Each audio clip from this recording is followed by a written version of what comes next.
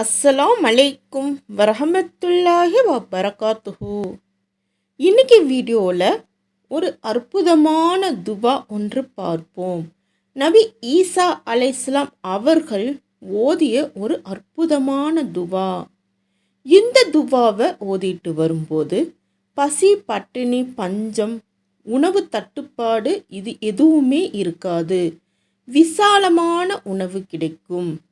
அந்த அற்புதமான துவா, ரப்பனா அஞ்சில் அலைனா மாயிதத்தன் மின சமாயி தகூனு லனா இதல்லி அவ்வலினா வ ஆஹிர்னா வ ஆயத்தம் மின்கா வர்ஜுக்குனா வ அன்த ஹைருல் ராஜிகீன். இந்த ஒரு அற்புதமான துவாவை அனைவரும் ஓதிட்டு வாங்க.